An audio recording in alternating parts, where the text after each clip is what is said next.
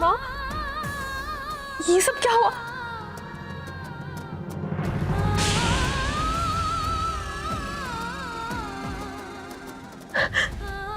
पापा,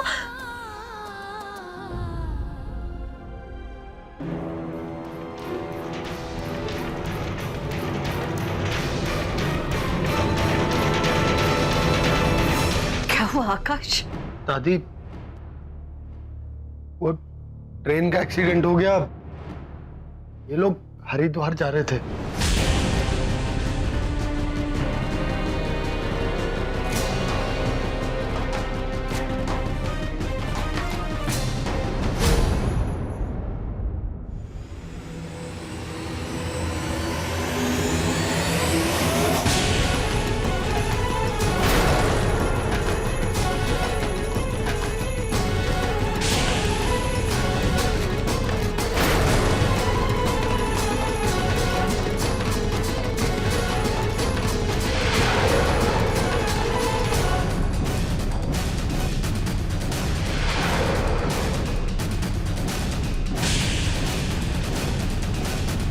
पूनम, बेटा पहले ही अंदर ले चलो।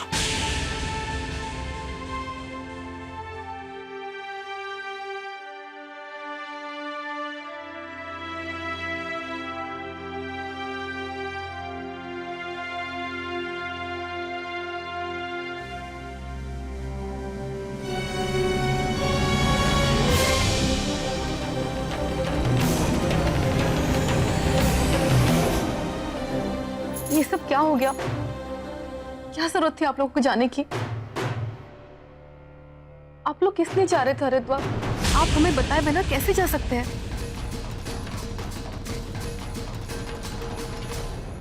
भगवान का धन्यवाद करो पूनम कि तुम्हारे माताजी पिताजी ठीक ठाक हैं।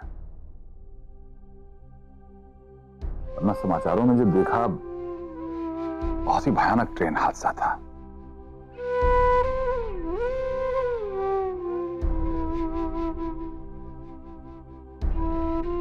हमें तो इस बात की खुशी है कि आप दोनों ठीक ठाक हैं। लेकिन आकाश बेटा, तुम तो ताऊ जी के यहाँ गए थे, तुम इन तक कैसे पहुंचे?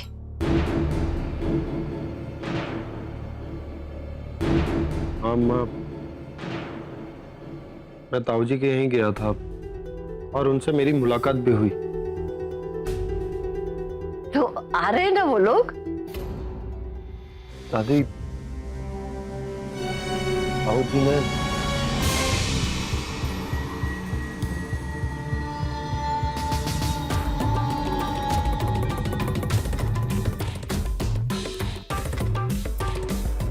ने आने से मना कर दिया।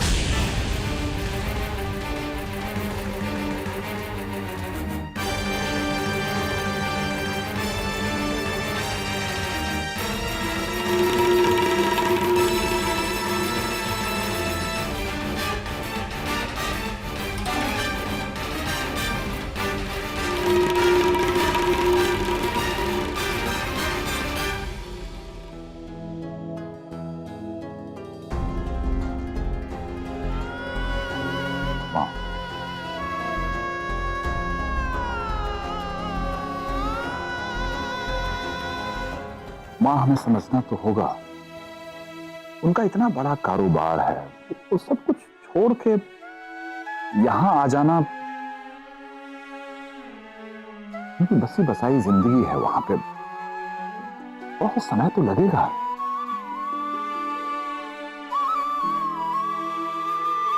लेकिन आप यकीन रखिए, अगली बार जब हम उन्हें फोन करेंगे तो उन्हें मानना ही होगा, वो आएंगे मां। लेकिन उसके बाद फिर ये सब?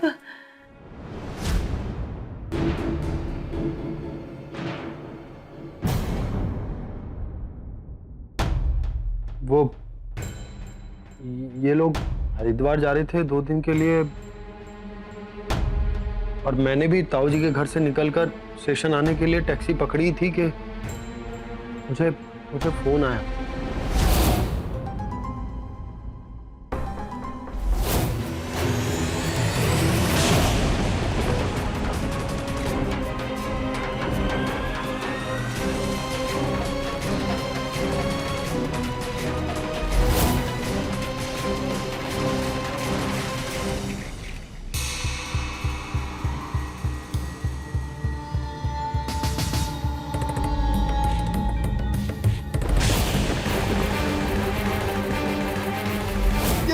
बाबूजी नहीं है।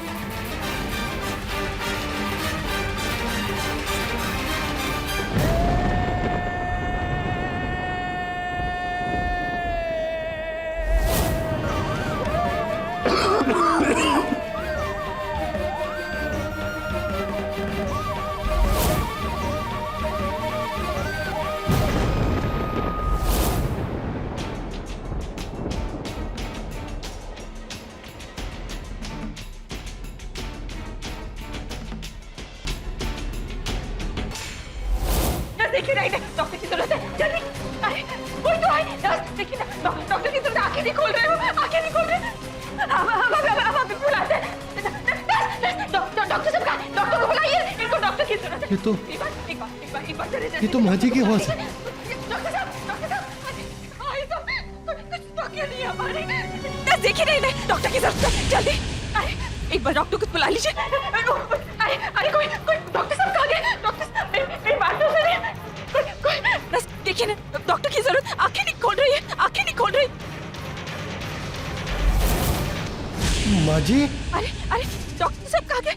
कोई मेरी बात तो सुनिए। कोई डॉक्टर साहब, कोई देखता क्यों नहीं?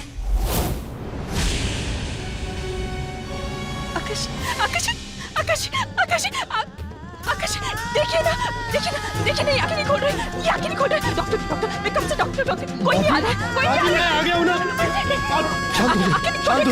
शांत हो जाइए माँ जी, मैं आ गया हूँ। आप चिंता मत कीजिए, बाबूजी को कुछ नहीं होगा बाबूजी को। हम डॉक्टर को बुलाएंगे। हाँ।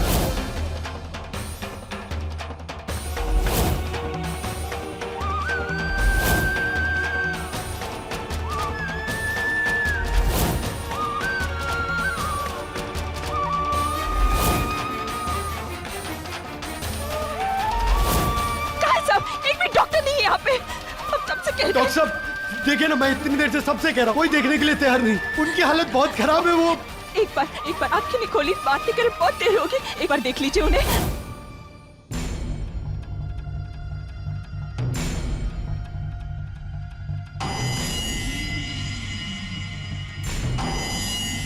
He needs to be attended to immediately. Nurse, इनको जल्दी से अंदर पहुंचाओ, जल्दी। फौरन ले जाइए, जल्दी ठीक आप धीरज रखिए। ले जाइए। माजी,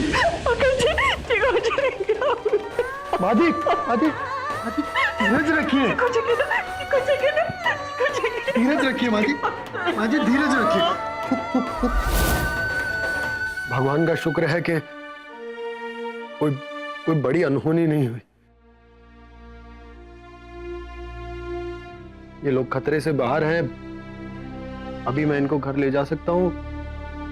डॉक्टर ने जब ऐसा कहा तो मैं इन्हें यहां लेकर चला है।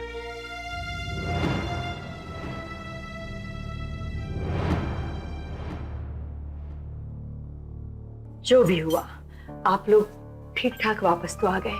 भगवान का बहुत बहुत धन्यवाद है। आप थोड़ा आराम कर लीजिए, चिंता मत कीजिए, आप लोग बिल्कुल ठीक हो जाएंगे।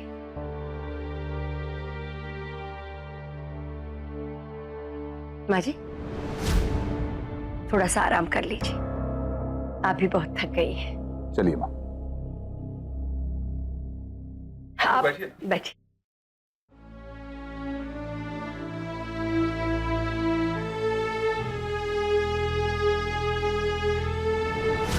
हम पूछते हैं, क्या जरूरत थी जाने की हरिद्वार, और वो भी हमें बिना बताए? ऐसा क्या काम था? नहीं बेटा, वो हम लोगों को मन हुआ कि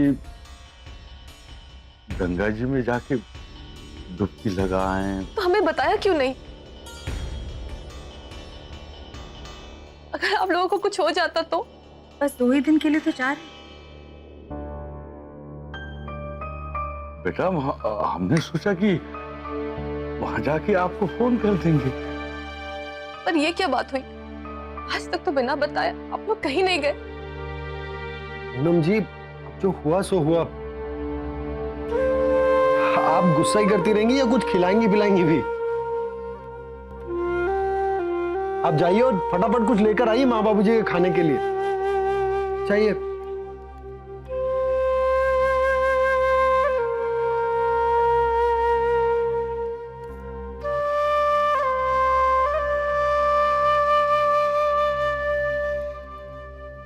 माँ, बाबूजी, आज एक बात मेरे अच्छी तरह समझ में आ गई।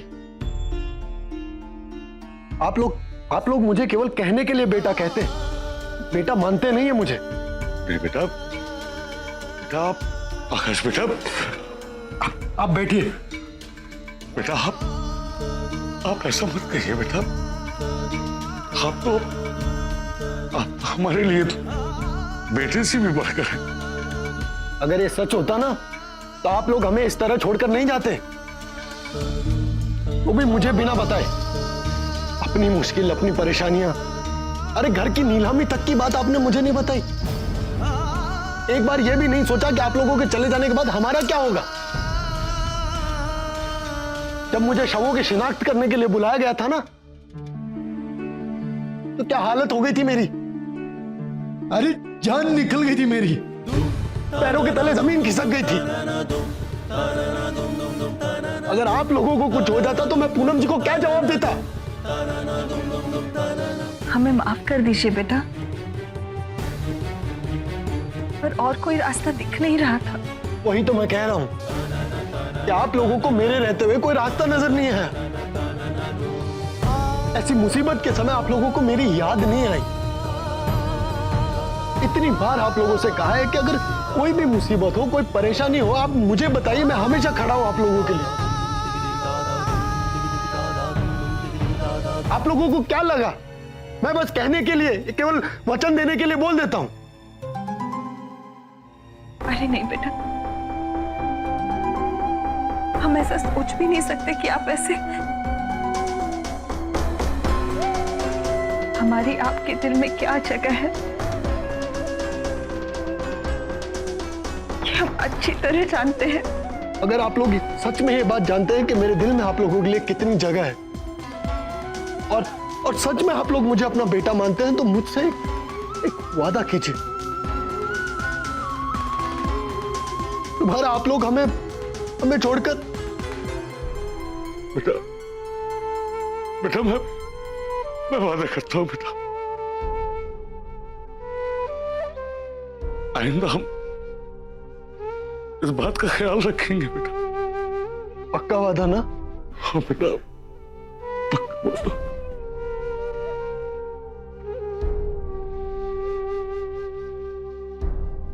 आप तो जानते हमारा सगा बेटा अमेरिका में जाके बस गया, और इस उम्र में हमारे पास हमारी देखभाल करने वाला कोई नहीं है।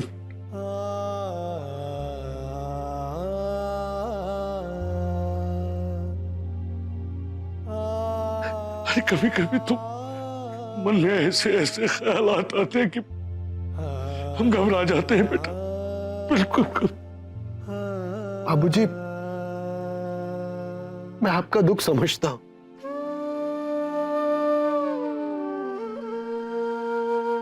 लेकिन आप चिंता मत कीजिए, मैं हमेशा आपके साथ हूं।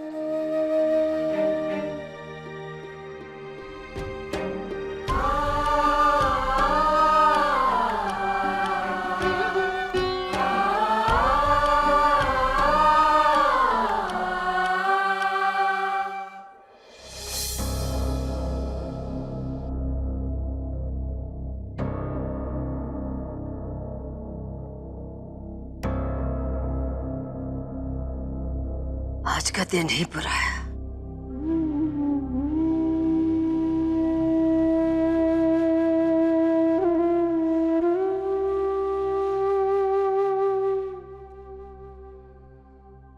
दादी, जो हमारे पास है हमें उन सब में खुश रहना चाहिए। आप ही तो ये बात कहती है ना।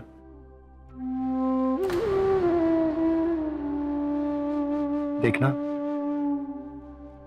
एक दिन ऐसा भी आएगा जब जो दूर है वो पास चले आएंगे।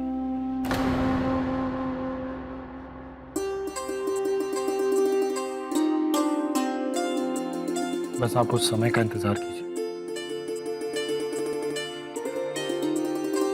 खाना खा लीजिए दादी। हाँ बेटा, समय बड़ा बलवान होता है,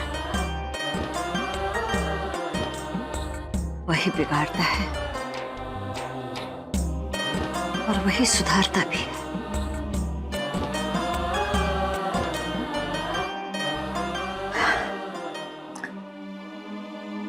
पूनम, बेटा अपने माँ बाबूजी के लिए रोज काढ़ा बनाया करो और उन्हें पिलाया करो।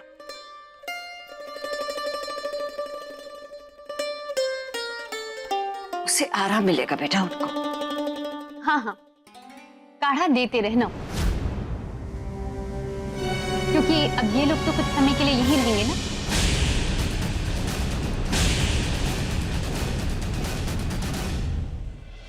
और वैसे भी हम लोग तो लखनऊ जा रहे हैं, तो ये लोग हमारे वाले कमरे में आराम से रह सकते हैं, बेरोक टोक।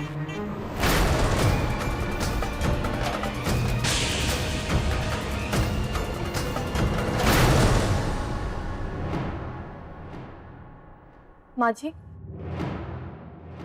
हमें आपसे कुछ पूछना था। हाँ हाँ, पूछो बेटी।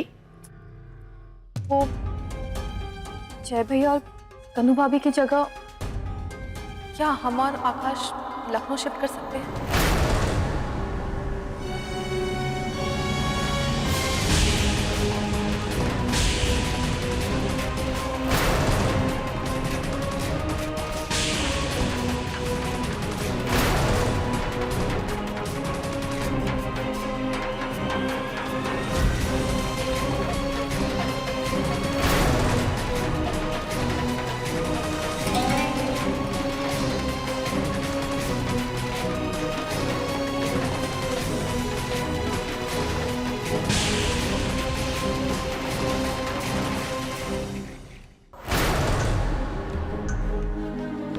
देखिए माँ जी, वो आकाश वहाँ के मार्केट को और वहाँ पे काम करने वाले लोगों को अच्छी तरह से समझता है। कि आकाश को पूरे नए सिरे से काम की शुरुआत नहीं करनी पड़ेगी और हम भी माँ पापा के पास रह पाएंगे, उनका ख्याल रख सकेंगे। नहीं पूनम बेटा, अब हमारे लिए, मेरा मतलब है कि हम लोग वहां ठीक है बेटा, हम लोग अच्छे से रहेंगे, आप चिंता मत कीजिए। आप रुकिए पापा, फिलहाल हम आपकी कोई भी बात नहीं सुनने वाले। हम जानते हैं कि इस वक्त आपको हमारी जरूरत है, इसलिए आप दोनों का ध्यान सिर्फ खाने पर होना चाहिए और हम जो भी कर रहे हैं ना, हमें करने दीजिए। अब हम देखते हैं कि आप दोनों हमसे कैसे बचेंगे।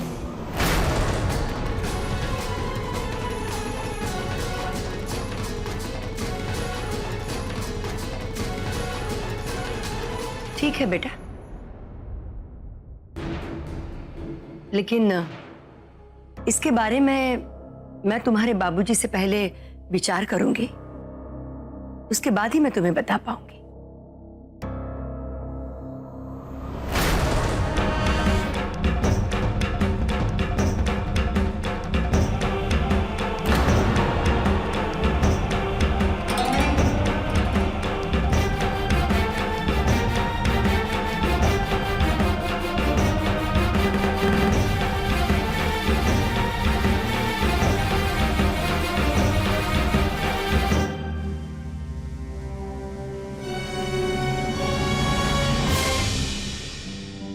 आह बच्चों, अब जाकर सर हल्का हुआ मेरा।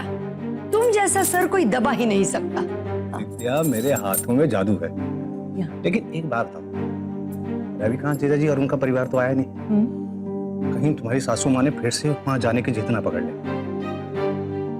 तुम्हें क्या लगता है मैं जाने दूंगी उन्हें? जेठ जी और उनके परिवार वाले यहाँ आते तो अच्छा होता, मगर नहीं आए, ये तो और भी अच्छा हुआ। देखो बच्चों, जिंदगी में जो कुछ भी होता है ना, अच्छे के लिए होता है। विद्या, ये पूनम के माँ बाप यहाँ से कब खिसकेंगे? लगता है मुझे कि यहाँ पर ये लोग यहीं डेरा डालने वाले हैं। अब ऐसी हालत में आए ऊपर से मेहमान, अपने मुंह से तो जाने के लिए नहीं कह सकते। 4 दिन रह लेंगे, ठीक हो जाएंगे, चले जाएंगे अपने आप। दीदिया, मान लो अगर वो लोग नहीं गए तो? नहीं बच्चों, ये उनके लिए मुमकिन नहीं है। ये उनकी बेटी का ससुराल है। यहां रहना उनके लिए बड़ी शर्मनाक बात है। उनकी चोट चाहे कितनी बड़ी क्यों ना, लेकिन वो भी उन्हें यहां ज्यादा दिन नहीं रख सकती। लखनऊ तो उन्हें जाना ही होगा।